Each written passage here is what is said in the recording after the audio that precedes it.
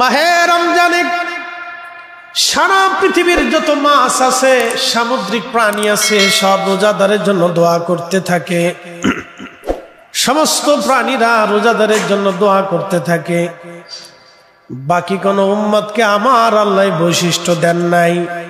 সমস্ত প্রাণীগুলি, মাছগুলি, নদীর মাছ, সাগরের মাছগুলি রোজাদারের জন্য সকাল থেকে সুবে সাদিক থেকে সূর্যাস্ত পর্যন্ত দোয়া করতে থাকে। এটা কোন উম্মতকে আল্লাহ দেন নাই। এই জন্য আল্লাহ রাসূল বলেছেন, আস-সাওমু মান সামা রমাদানাহু ঈমানান ওয়া ইহতিসাবান গুফিরা লাহু মা তাকাদ্দামা মিন যামবিহি। ঈমান ও ইহতিসাবের সাথে কেউ যদি মাহে রমজানের রোজা রাখে, আমি আল্লাহ রাব্বুল আলামিন ওয়াদা করলাম তার জীবনের সমস্ত গুনাহগুলি আমি আল্লাহ মাফ করে দিয়ে একেবারে নিষ্পাপ বানিয়ে দিব। আল্লাহর নবী বলেন, আমার উম্মত তোমরা শোনো, রমজান শেষ হওয়ার আগেই আমার আল্লাহ আমার উম্মতকে একেবারে নিষ্পাপ বানিয়ে দিবে। যেমন একটা শব্দ শিশু দুনিয়াতে জন্মগ্রহণ করেছে, তার শরীরে কেমন গুনাহের কোনো ময়লা নাই, আমার উম্মতকে আমার আল্লাহ এমন ভাবে মাফ করে দিবে যে রমজান শেষ হওয়ার আগে আমার আল্লাহ এমন ভাবে মাফ করবে তার শরীরের মধ্যে কোনো গুনার ময়লা থাকবে না। জোরে বলেন সুবহানাল্লাহ।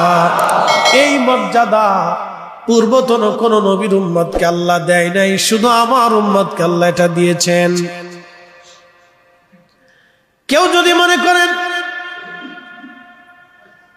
সারাদিন সুন্দর পোশাক পরিহিত অবস্থায় মসজিদে বসে কোরআন পড়লো, সারা রাত জেগে জেগে তারাবি পড়ে, মসজিদে কোরআন পড়ে ইবাদত করে তাহাজ্জুদ নামাজ পড়ে যে সেহরি করলো, কিন্তু সেহরি করার সময় সে শুয়োরের গোশত দিয়ে সেহরি করলো, সারাদিন রোজা রাখলো এবং সে ইফতার করার সময় শুয়োরের গোশত দিয়ে বিরিয়ানি রান্না করে ইফতার করলো। একজন রোজা রাখলো কিন্তু বারে বারে মিথ্যা বললো, সারাদিন না খেয়ে থাকলে যা হবার তাই হবে, কিন্তু কোনো নেকি হবে না বলে। কারণ কি? সে মিথ্যা বলেছে, মিথ্যার কারণে তার রোজা নষ্ট হয়ে গেল। আল্লাহর নবী আরো বললেন, আমার উম্মত মৃত ভাইয়ের গোশত খাওয়া কি তোমরা পছন্দ করো? তোমাদেরকে যদি বলা হয় তোমরা মরা ভাইয়ের গোশত খাও, সাহাবীরা বললেন, অসম্ভব ইয়া রাসূলুল্লাহ, মৃত ভাইয়ের গোশত কি করে ভক্ষণ করব? নবীজি বললেন, সাহাবীরা শোনো, তাহলে তোমরা তোমার ভাইয়ের যদি গীবত করো, শিকায়ত করো, পিছনে যদি তার দুর্নাম করো, তাহলে মনে রাখবা মৃত ভাইয়ের গোশত খাওয়ার মতোই হবে। মৃত ভাইয়ের গোশত খাইলে যে অপরাধ হয়, যেমন হয় গীবতকারীর অবস্থা তেমন। তো রোজাও রাখছো, গীবতও করছো, শুধু না খেয়েই থাকবা, কিন্তু রোজার কোনো বেনিফিট হবে না। ঈমান ও ইহতিসাবান, এর সাথে ইমানদারের সাথে ঈমান ইহতিসাবের সাথে রোজা আদায় হবে না। এই জন্য রোজা রাখার পরে শুধু দেহের রোজা রাখতে হয় না, পেটের রোজা রাখতে হয় না, চোখের রোজা রাখা লাগে, জবানের রোজা রাখা লাগে, হাতের রোজা রাখা লাগে, নফসের রোজা রাখা লাগে। তো খুব মনোযোগ দিবেন। কুকুর ডেকে বলল, হে সুলতানুল আরিফিন, আমাকে দেখে কাপড় ঘুষানোর অর্থ কি? বলে, তুমি নাপাক।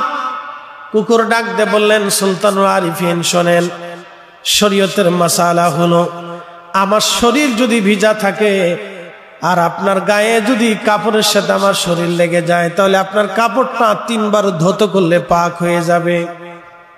কুকুর ডাক দিয়ে বলতেছে, বাইজিদ, হ্যাঁ সুলতানুল আরিফিন, মানুষ আপনাকে সুলতানুল আরিফিন বলে থাকে। শোনেন, আমার শরীরে লেগে থাকা নাপাক, আপনি 3 বার কাপড় পানি দিয়ে ধৌত করলে পাক হয়ে যাবে, কিন্তু আপনার অন্তরের মধ্যে যে নাপাক লেগে আছে, হিংসা অহংকারের নাপাক, এই হিংসা, দাম্ভিকতা, অহংকারের নাপাকটা আপনি তামাম পৃথিবীর সাগরের পানি দিয়ে যদি ধৌত করেন, বলেন পবিত্র হবেনি? বাইজিদ বোস্তামি বললেন, না হে কুকুর, কখনোই এটা পবিত্র হওয়ার কথা না। হযরতে বাইজিদ বোস্তামিকে কুকুর ডাক দিয়ে বললেন, তাহলে বাইজিদ বোস্তামি, আগে আপনার অন্তরটাকে সাফ করে নেন, পবিত্র করে নেন, তারপরে বাহ্যিক পোশাক আপনি পবিত্র বানান। প্রিয় উপস্থিতি হাজিরিন,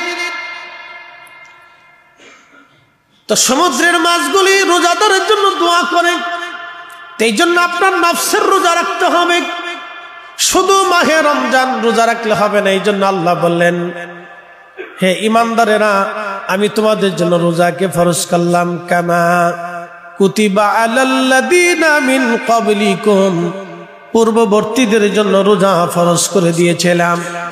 শোনো হে রোজাদার, এই জন্য রমজান দিয়েছি, লাআল্লাকুম তাত্তাকুন, যাতে তোমরা মুত্তাকি হতে পারো। সেই জন্য আমি মাহে রমজান তোমাদেরকে দিয়েছি মুত্তাকি বানানোর জন্য, তাকওয়াশীল বানানোর জন্য, তাকওয়াশীল বানানোর জন্য মাহে রমজান তোমাদেরকে দিয়েছি। হে মুত্তাকি, মাহে রমজান দিয়েছি লাআল্লাকুম তাত্তাকুন, মুত্তাকি বানানোর জন্য। এই জন্য মাহে রমজানে একটা নেকি করা, একটা নফল ইবাদত করা অন্য মাসের একটা ফরজের সমতুল্য। মাহে রমজানে একটা ফরজ ইবাদত করা অন্য মাসের 70টা ফরজ ইবাদতের সমতুল্য। মাহে রমজানে 1 টাকা দান করলে অন্য মাসে 1 টাকা দান করলে 1 থেকে 70 থেকে 700 গুণ পর্যন্ত আল্লাহ বাড়ায় দেয় ইখলাসের কারণে। কিন্তু মাহে রমজানে যদি আপনি 1 টাকা দান করেন, আমার রব আমার আল্লাহ রসুল বলেছেন, তোমরা শুনে রাখো, আল্লাহ বিগয়রি হিসাব, কোনো হিসাব করবে না, একেবারে বিনা হিসাবে আল্লাহ নেকি দিতে থাকবে। সুন্দরী মহিলাটাকে তার সামনে নিয়ে আসার পরে এই বুজুর্গ 70 বছর ইবাদত করার পরে তার অন্তরে লালস এসে গেল। শয়তান দুইজনকে এমন ভাবে ধোঁকা দিল, দুইজনের ভিতরে লালস এসে গেল।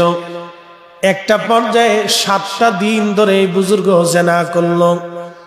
7 রাত 7 দিন জেনা করার পরে তার হুঁশ আসছে, আয় হায়, 70 বছর ইবাদত করার পরে আমি 7টা দিন রাত আমি জেনা করে ফেলছি, উপায় কি আমার? 7 দিন পরে তওবা করতে করতে মাপ চাইতে চাইতে সে দিশেহারা হয়ে গেল। হায়, আমি কি ভুল করলাম, আমার জীবনে কি অপরাধ হয়ে গেল? আল্লাহর বান্দা ভুলের তওবার জন্য রওনা হয়ে গেল। দিক বিদিক শূন্য হয়ে যেখানে সেখানে যাইতে লাগলো। ঘুরতে ঘুরতে সে মিসকিনদের মধ্যে পড়ে গেল।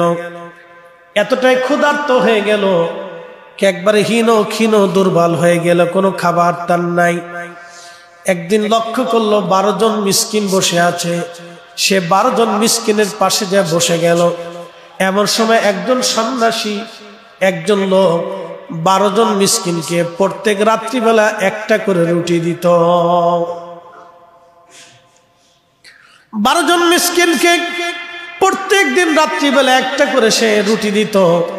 এই সন্ন্যাসী এসে 12 জন মিসকিনকে 12টা রুটি দিল বটে, কিন্তু নতুন করে সে যে এই বুজুর্গ এসে তাদের সাথে জয়েন হয়েছে সে জানতো না। সেও একটা রুটি নিয়ে গেল, কিন্তু বাকি একজন মিসকিন এই রুটি পেল না। তখন এই মিসকিন বলল, আল্লাহর বান্দা, প্রত্যেক রাত্রি আমাকে রুটি দাও, কিন্তু আজকে রুটি পাইলাম না। বলে, আমি তো 12টা রুটি গুনে গুনে তোমাদের জন্য এনেছি, তাহলে একটা রুটি কে নিল? নিশ্চয় তোমাদের মধ্যে কেউ চুরি করেছে। তোমাদের ভিতরে কেউ অতিরিক্ত একজন রুটি বেশি নিয়ে গেছে। তখন সবাই বলল, না, আমরা 1টা করে রুটি পাইছি। তখন সন্ন্যাসী বলল, তোমরা মিথ্যা বলেছ, তোমাদেরকে আর কোনোদিন আমি রুটি দেব না। তখন এই 70 বছর ধরে ইবাদত করা ব্যক্তি 7টা দিন জেনা করে আল্লাহর অনুতপ্ত হয়ে তওবার জন্য বের হয়ে গেল। সেই লোকটা একটা রুটি পাওয়ার পরে চিন্তা করলো, হায় রে, এতটা বছর আল্লাহর ইবাদত করলাম, অপরাধ করলাম, তওবার জন্য বের হলাম, আল্লাহর কাছে ক্ষমা চাইতেছিলাম, বহু ক্ষুধার্ত থাকার পরে একটা রুটি ভাগ্যে আসলো, তাও আর একজন মিসকিনের ভাগেরটা আমি নিয়ে ফেললাম না, তা হয় না। এই মিসকিনকে সে একটা রুটি দিয়ে বলল, যাও ভাই, তোমাকে দিয়ে দিলাম। আল্লাহর বান্দা নিজে ক্ষুধার্ত থেকে মিসকিনকে একটা রুটি দিয়ে দিল। ক্ষুধার্ত অবস্থায় সে মৃত্যুবরণ করলো। মৃত্যুবরণ করার পরে এরপরে তার নেকি এবং গুনাহগুলি ওজন করা হলো। 70 বছরের নেকিগুলি ওজন করা হলো, 7 দিনের গুনাহগুলি ওজন করা হলো। 7 দিনের গুনার ওজনটা তার বেশি হয়ে গেল। 7 দিনের গুনাহ যখন তার ওজন বেশি হয়ে গেল, তখন আল্লাহর বান্দাকে আমার রব আমার আল্লাহ বললেন, তাহলে 7 দিনের গুনাহ যেহেতু তার বেশি, তাহলে একটা রুটির নেক তার ওজন দিয়ে দেখো কত। একটা নেকি যখন ওজন দেওয়া হলো, দেখা গেল 7 দিনের গুনার চাইতেও একটা রুটির ওজন আল্লাহর দরবারে বেশি।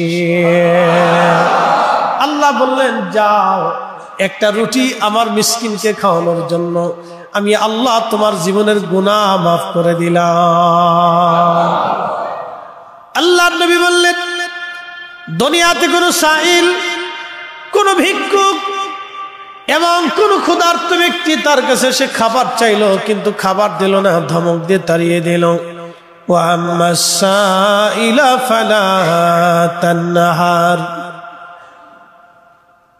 কোন সাইল আসলো কিন্তু ধমক দিল, তাড়িয়ে দিল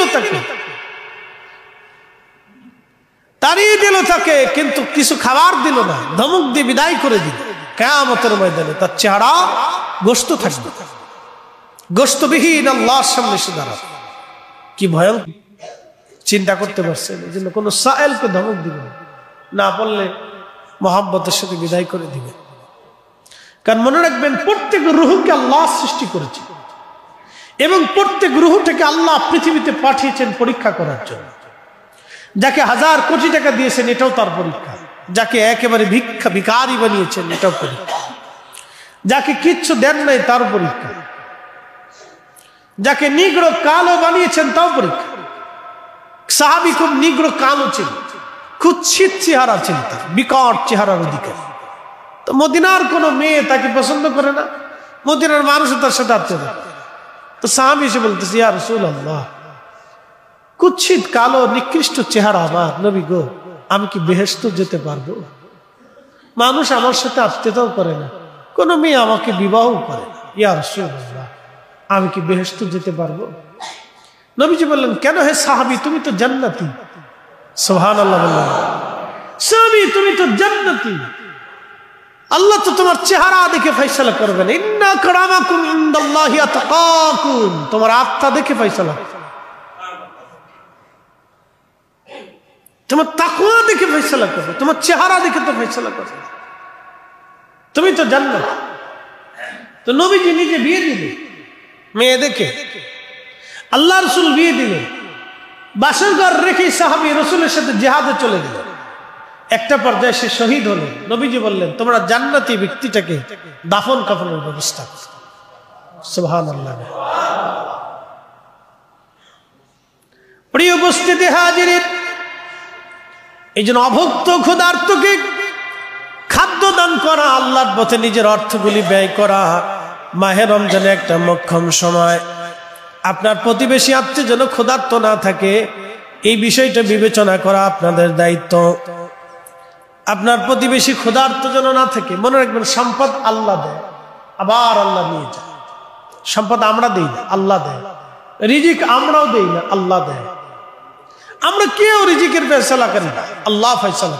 একাধারে বাংলাদেশে 4 বছর যদি বৃষ্টিপাত না হয়, তো জাতিসংঘ কেন সারা পৃথিবী এই 18 কোটি মানুষের খাদ্যর সংকট মিটিয়ে দিতে পারবে না। যদি বাংলাদেশে একাধারে 4 বছর বৃষ্টিপাত না হয়, জাতিসংঘ কেন সারা পৃথিবীর খাদ্য ভান্ডারও আমাদের এই খাদ্য সংকট মিটিয়ে দিতে পারবে না। মনে রাখবে, খাদ্য আমরা দেই না, আল্লাহর আকাশ থেকে বৃষ্টি আল্লাহ আমাদেরকে দেয়। রিজিক আমরা দেই না। এই জন্য আপনার প্রতিবেশী, আপনার আত্মীয় রিজিকের জন্য কষ্ট পাবে, আর আপনি খেয়ে অনেক বড় নামাজ পড়ে আল্লাহকে ডাকতে থাকবেন। হেরেমে কাবা শরীফ ধরেও যদি ডাকেন, তাও কবুল হবে না। মনে রাখবেন ইবাদত, এই কথা সারা জীবন মনে রাখবেন। আপনি হেরেম কাবা ধরেও যদি কান্দেন, তাও কবুল হবে না, আপনার আত্মীয় প্রতিবেশীর যদি ক্ষুধার্ত থাকে। আল্লাহ সবাইকে খাবার দেয়, কি হিন্দু, বৌদ্ধ, খ্রিস্টান, নাসারা, শিখ, বেঈমান, নাস্তিক, সবাইকে আল্লাহ খাবার দেয়। আল্লাহ কাউকে অভুক্ত রাখে না, সবাইকে আল্লাহ দান খাবার দেয়, বন্টন করে। কিন্তু যারা দান করে আল্লাহ তাদের রিজিককে বাড়ায়। সে খ্রিস্টান হলেও বাড়ায়, ইহুদি হলেও বাড়ায়, বৌদ্ধ হলেও বাড়ায়, হিন্দু হলেও বাড়ায়। যে মানুষকে দান করে আল্লাহ তার রিজিক বাড়ায়। সে যে ধর্মেরই হোক তার রিজিক বাড়ায়। আপনি সারা পৃথিবীতে খুঁজে দেখেন বেশি দান কারা করে? খ্রিস্টানরা করে, ইহুদিরা করে। এই জন্য আল্লাহ ওদেরকে অপরিমিত সম্পদ দিয়েছে। সারা ওয়ার্ল্ডে দেখবেন, সারা পৃথিবীতে যেখানে দুস্থ বিপদগ্রস্ত মানুষ আছে, ওদের এক শ্রেণীর মানুষ দেখবেন তাদেরকে সাহায্য করে, আর এক শ্রেণী যুদ্ধ করে। তাদের ভিতরে ভালো মন্দ মিলেই পৃথিবী। এক শ্রেণী দেখবেন খুব দান করে, অভাবগ্রস্ত মানুষের পাশে দাঁড়াচ্ছে, দান করতেছে, নিজের উপস্থিত হয়ে দান করে। একমাত্র মুসলমানরা শুধু এই ক্ষেত্রে পিছিয়ে পড়ে গেছে, যার কারণে আল্লাহ আমাদের রিজিককে কমিয়ে দিছে। দানের হাতকে যত বেশি প্রশস্ত করবেন, রিজিকের হাত আল্লাহ তত বেশি প্রশস্ত করবে। কোথার থেকে আসবে আপনি নিজেও জানবেন। একসময় এদেশে স্বাধীনতার পরবর্তী সময় 80-90 দশকের আগ পর্যন্ত এদেশের মানুষ 3 বেলা খেতে পারত না। এদেশের 90% মানুষ 3 বেলা খেতে পারত না। 90% পরিবার ছিল 3 বেলা খেতে পারত না, 1 বেলা মুড়ি চিরা খেয়ে থাকতো। আপনাকে পরিসংখ্যান দিচ্ছি, 1 বেলা মুড়ি চিরা খেয়ে থাকতো। এখন 18 কোটি, তখন ছিল 7 কোটি, 8 কোটি ধরেন, বাকি 10 কোটি আপ। তারপর আমাদের দেশে খাদ্য সংকট নাই। দিছে কি? একসাথে বলেন, কে দিছে? বাকি 10 কোটি মানুষের মাছ, সবজি, রিজিক ফায়সালা আমরা করিনি, আল্লাহ করছে।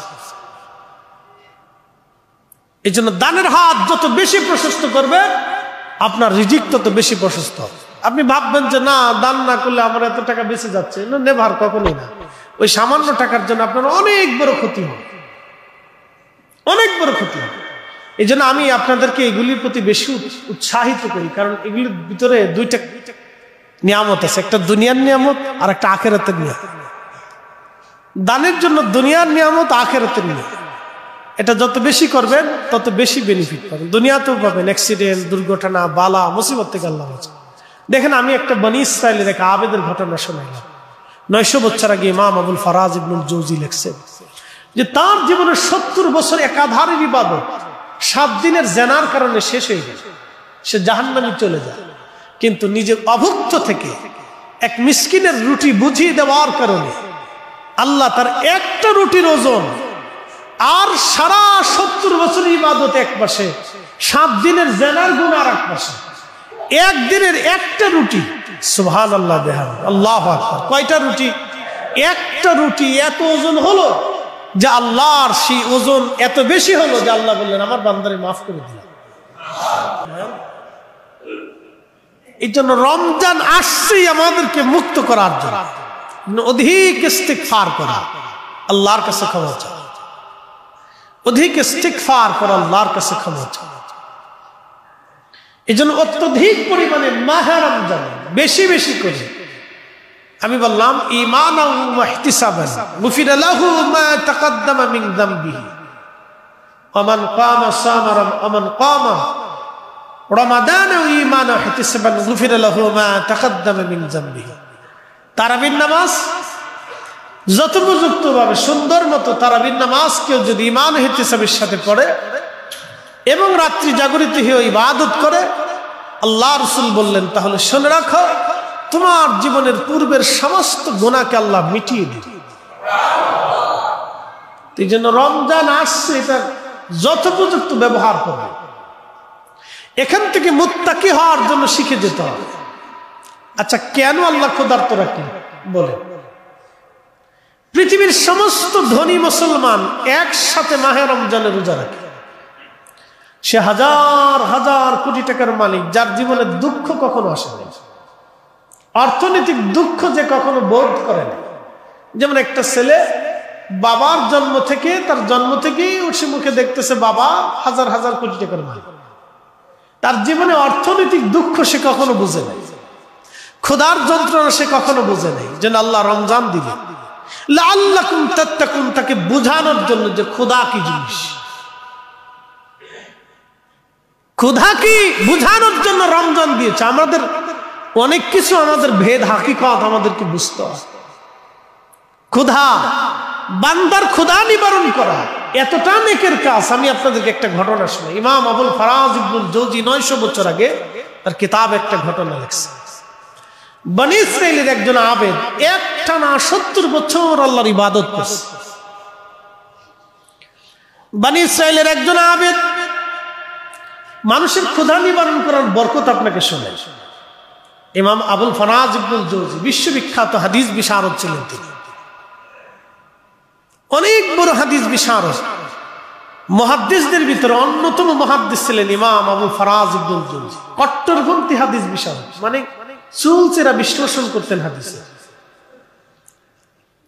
তো খুব মনোযোগ দিবেন। উনি ওনার কিতাবের মধ্যে তিনি লিখতেছেন, পূর্ববর্তী জামানা বনী ইসরাইলের ভিতরে একজন আল্লাহর বান্দা একটানা 70 বছর ধরে আল্লাহর ইবাদত করলেন। 70 বছরের ভিতরে এসে মানুষের সাথে কখনো মিশেন নাই, মানুষ তার সাথে মিশে নাই। একাধারে 70 বছর পর্যন্ত ইবাদত করছেন। 70 বছর পরে সে তার খানকা থেকে বের হয়েছে। 70 বছরের ভিতরে সে তার খানকা থেকে বের হয়ে, বুঝতে পারতেছেন যে তার ইবাদতের ধরনটা কত কঠিন ছিল। ওর ইবাদতটা একাধারে 70 বছর। তো খানকা থেকে বের হওয়ার পরে শয়তান চিন্তা করলো 70 বছর ধরে আমি তাকে চেষ্টা করছি ধোঁকা দেওয়ার জন্য, তো পারি নাই। আজকে যেহেতু বের হয়েছেই, তো আজকে ধোঁকা দিতেই হবে যে কোনো মূল্য। তো ঠিক শয়তান সুন্দরী রূপসী এক বনী ইসরাইলের নারীকে, যেমন ইসরায়েলের দেখবেন অনেক সুন্দর, তাদের মেয়েরাও খুব চমৎকার, এই সুন্দরী মেয়েকে লালিয়ে নিয়ে আসছে তার সামনে। বলে নাফসের রোজা কি? আপনি নাফসে কখনো হিংসা আর অহংকার অহমিকা আনতে পারবেন না। একটা কথা সারা জীবন মনে রাখবেন, যার অহংকার আছে এবং হিংসা আছে সে নাপাক। এক বাক্যে শেষ। আমি ঘন্টার পর ঘন্টার ওয়াজ 10 সেকেন্ডে শেষ করছি। যে হিংসা রাখে অহংকার রাখে সে নাপাক, একবারে তার বডি অপবিত্র, কিচ্ছু নাই তার। সারা বছর গোসল করলেও সে নাপাক, সারা জিন্দেগি ওয়াজ ওযু করলেও সে নাপাক, সারা জীবন গোসল করলেও সে নাপাক, অপবিত্র দেহ, নাপাক দেহ। তো বাইজিদ বুস্তামি রহমতুল্লাহ আলাইহি হেঁটে হেঁটে যাচ্ছে, তো কুকুর দেখে বাইজিদ বুস্তামি রহমতুল্লাহ আলাইহি তার কর্তা আবার গুছিয়ে ফেলল। কুকুরের জবান খুলে, বাইজিদ এ সুলতানুল আরিফিন। বাইজিদ বুস্তামির উপাধি ছিল সুলতানুল আরিফিন, আরেফদের সুলতান। বুঝতে পারতেছেন? আরেফ বলতে যে আল্লাহর সাথে পরিচয় হয়েছে। আরেফ একটা মাকাম, তাসাউফের একটা মাকাম, যে আল্লাহর সাথে যার পরিচয় হয়েছে, আল্লাহর সাথে দেখা সাক্ষাৎ হয়, কথাবার্তা হয়, তাকে আরেফ বলা হয়। সুবহানাল্লাহ বলবেন? কুত্তায় মাসালা বলতেছে, আপনি কি ভাবেন? ভাবতেছেন কুকুর মাসালা জানে না? ওরা আল্লাহর জিকির করেন, ইউসাব্বিহু লিল্লাহি মা ফিস সামাওয়াতি ওয়া মা ফিল আরদ। হাজারাতুল কুদসের ভিতরে আল্লামা বদরুদ্দিন সেরহিন্দি ঘটনা লিখতেছে। আমি আমার নিজস্ব বানান্য কোনো কিতাব থেকে বলতেছি। 450 বছর আগে আল্লামা ইমাম বদরুদ্দিন সেরহিন্দি হাজারাতুল কুদসের ভিতরে তার এই ঘটনাটা লিখতেছে। তো কুত্তা বলতেছে, হে সুলতানুল আরিফিন, আমার শরীর যদি ভিজা থাকতো তাহলে আপনি আপনার কাপড়ে লেগে গেলে আপনি 3 বার ধৌত করলে আপনার কাপড় পাক হয়ে যেত। কিন্তু সুলতানুল আরিফিন বলেন তো, আপনার অন্তরের ভিতরে যে নাপাক লেগে আছে, তাম পৃথিবীর সব পানি দিয়ে ওইটা ধুইলে কি পরিষ্কার হবে? আল্লাহু আকবার। বাইজিদ বুস্তামি রাহিমাহুল্লাহ হতভম্ব হয়ে গেলেন। কথা তো সত্য।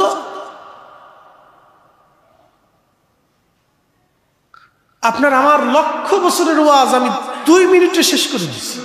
যদি বুঝেন তাহলে বাড়ি নিয়ে যেতে হবে।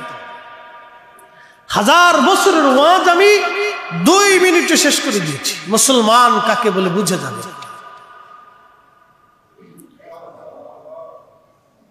বাইজিদ বুস্তামি রাহমাতুল্লাহি আলাইহি হতভম্ব হয়ে গেলেন। সেখান থেকে জীবনের এমন শিক্ষা তিনি গ্রহণ করলেন, বাকি জিন্দেগীর এমন শিক্ষা তিনি গ্রহণ করলেন যে শিক্ষাটা আজও যুগ যুগ ধরে পঠিত তাসাউফের ভিতরে চলে আসতেছে। এই জন্য সুফিরা কারোর জন্য বদদোয়া করে না।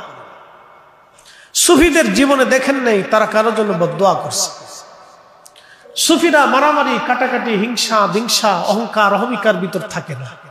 সুফিরা দেখবেন অন্যায়, অশ্লীল, রাজত্ব, সিংহাসন তারা কখনো নেয় না।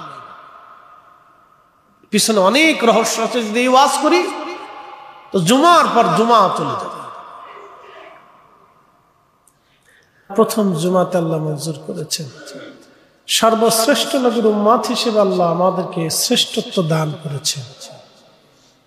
মাহে রমজানে এই উম্মতকে আল্লাহ 5টা জিনিস দান করেছেন যা অন্য কোন উম্মতকে আল্লাহ দেন নাই। তার ভিতরে একটা হচ্ছে আমাদের মুখের দুর্গন্ধটা আল্লাহর কাছে মিশক আম্বরের চাইতে অধিক সুঘ্রাণময়। সুবহানাল্লাহ। এর অর্থ হচ্ছে আসলে গন্ধটা তো আল্লাহর প্রয়োজন নেই, এটা দিয়ে গুরুত্ব বোঝানো হয়েছে, মর্যাদা বোঝানো হয়েছে যে আল্লাহ তো আর গন্ধ নেন না। মানুষ ক্ষুধার্ত থাকার কারণে পাকস্থলী থেকে একটা গন্ধ বের হয়ে আসে। এটা মূলত মুখের গন্ধ না, এটা হচ্ছে ক্ষুধার্ত থাকার কারণে, দীর্ঘ সময় পেটে অভুক্ত থাকার কারণে নিঃশ্বাসের সাথে একটা গন্ধ বের হয়ে আসে। এই গন্ধটা আল্লাহর কাছে পুত পবিত্র এবং খুব পছন্দের। এর অর্থ এটা না যে আল্লাহ গন্ধ সুখেন বা আল্লাহ গন্ধ পছন্দ করেন। বিষয়টা হচ্ছে রোজাদার যখন সারাদিন পরিশ্রম করে রোজা রাখে, একদিকে ক্ষুধা থাকে, অন্যদিকে তৃষ্ণা থাকে, কিন্তু তার সামনে খাবার থাকে, পানীয় থাকে, সেটা গ্রহণ করে না। আস-সাওমুলি ওয়া আনা আযিবিহি। আল্লাহ রাসূল বললেন রোজাটা, আল্লাহ বলেছেন রোজাটা আমার জন্য এবং আমি এর প্রতিদান নিজে দিয়ে থাকি। সুবহানাল্লাহ। যেমন আপনাদেরকে বলি, আপনারা অনেকে জুমাতে আসেন, চিন্তা করেন যে জুমায় যদি না যায় তো মানুষ কি বলবে। এই চিন্তা করে অনেকে জুমাতে আসে, বাকি 5 ওয়াক্ত তাকে পাওয়া যায় না। অনেক জুমার মুসল্লি আছে, চিন্তা করলো যে আমি যদি নামাজে যাই তো বাবা বকবে, মার ভয়ে, বাবার ভয়ে সে মসজিদে আসে। অথবা সামাজিক রাজনৈতিক ভাবে অনেকে মসজিদে আসে, চিন্তা করলো নামাজ যদি না পড়ি তো মানুষ কি বলবে। সামাজিক ভাবে অনেকে নামাজ আসে, যদি নামাজ না পড়ি তো সমাজ কি বলবে। বিয়ে বাড়িতে নতুন আসছে, যদি নামাজ না পড়ে তো বিয়ে কি মনে করবে, আত্মীয়রা কি ভাববে। এটা আত্মীয়র ভয়ে, সামাজিক ভয়ে, রাজনৈতিক ভয়ে, এলাকা ভিত্তিক মান সম্মানের ভয়ে এরকম নামাজ অনেকের আছে। কিন্তু রোজাটা আল্লাহর জন্যই হবে। বলে সেটা কেমন? আপনি যদি গোপনে রাত্রিবেলা দিনের ভাগে বাড়িতে রুম বন্ধ করে তালা মেরে খান, কেউ দেখবে না। এই জন্য আল্লাহ রাসূল বলছেন, আল্লাহ বলছেন আস-সাওমু লি ওয়া আনা আযিবিহি, রোজাটা আমার জন্যই রাখি। তো সারাদিন পরিশ্রম করার পরে ক্ষুধার্ত থাকার কারণে যে গন্ধটা বের হয়ে আসে নিঃশ্বাসের সাথে, এটা হচ্ছে ক্ষুধার গন্ধ। এটা মূলত মুখের গন্ধ না, এটা ক্ষুধার কারণে পাকস্থলী থেকে নিঃশ্বাসের সাথে গন্ধটা বের হয়ে আসে। এই গন্ধটাকে আল্লাহ বলছেন মিশক আম্বরের চেয়ে অধিক পছন্দের। এটা বাকি কোন উম্মতকে আল্লাহ দেন। সুবহানাল্লাহ। না আরেকটু জোরে বলো সুবহানাল্লাহ। বাকি কোন উম্মতকে আল্লাহ এটা দেন। 5টা জিনিস এই উম্মতকে আল্লাহ দিয়েছেন শুধু রমজানের জন্য, বাকি অন্য কোন উম্মতকে আল্লাহ দেন। তার ভিতরে একটা। তো কেন? যে রোজাটা শুধু আল্লাহর জন্যই রাখা হয়। আপনি যদি ক্ষুধার্ত থাকেন তো আপনি রাত বাড়িতে রুম বন্ধ করে দুপুরে জমার পরে যা খাচ্ছেন তো কেউ দেখবে না। তো কেন খান না? উত্তর, প্রশ্ন হচ্ছে আপনি কেন খান না? উত্তর হচ্ছে আল্লাহর জন্য খান না। এই জন্য রমজানটা শুধু আল্লাহর জন্য। এটা ইখলাসের সাথে মানুষ আদায় করে। যারা করে তারা ইখলাসের সাথে করে। সামাজিক ভয়ও করে না, স্ত্রীর ভয়ও করে না।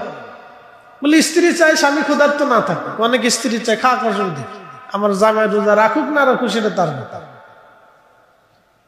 যে অনেক স্ত্রী ফজরের সময় স্বামীকে ডেকে ওঠায় না, ঘুমাচ্ছে ঘুমাচ্ছে, জোহরও ডাকে না, আসরও ডাকে না, মাগরিবও ডাকে না, ঘুমাচ্ছে ঘুমাচ্ছে, পরে পড়ুক না পড়ে না, সেটা তার সে বুঝবে। তো রোজার বেলাও স্ত্রী এরকম চিন্তা করে, রোজা রাখে রাখুক না রাখে না সেটা তার ইচ্ছা, কিন্তু আপনি রোজা রাখেন শুধু আল্লাহর জন্য। এই জন্য রোজাদারের মুখের দুর্গন্ধটা আল্লাহর কাছে এতটা পছন্দ, অর্থাৎ গন্ধটা পছন্দ না, পছন্দ হলো যে সে ক্ষুধার্ত থাকে, তৃষ্ণার্ত থাকে, সামনে খাবার থাকে, পানি থাকে, কিন্তু সে খায় না।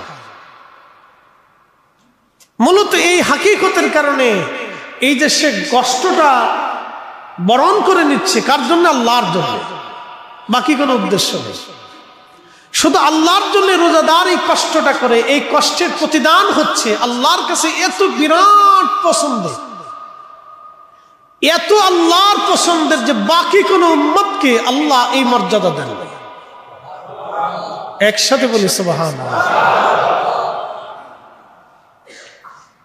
এই জন্য অভুক্তকে খাদ্য খাওয়ানো যে কত বড় নেকি, এর ওজন কত, শুধু একটা ঘটনা থেকে আপনি বুঝেন যে অভুক্তকে খাদ্য খাওয়ানোর ওজন কত, আপনি এখান থেকে বুঝেন। এই জন্য কোনো অভুক্তকে আপনার দরজা থেকে মাহরুম করবেন, সারা জীবনে আমলটা করবেন, নাহলে কিয়ামতের ময়দানে আপনার চেহারায় কোনো গোশত থাকবে না। লাহাকুমুত তাকাসুর হাত্তা যুরতুমুল মাকাবির, এই সূরার তাফসীরের ভিতরে আসছে। নবী বললেন, সাহাবীরা তোমরা জানো কিয়ামতের ময়দানে কার চেহারায় গোশত থাকবে না? সাহাবে کرام বলেন, আল্লাহ রাসূলুহু আলাম, আল্লাহ জানে, রাসূল। যেন ক্ষুধার্তকে খাদ্য দেন। এই যে রমজান আসছে, ইফতার করার, আপনাদের কাছে আমার চাওয়া লাগবে, কোনো ইচ্ছা করে দেবেন।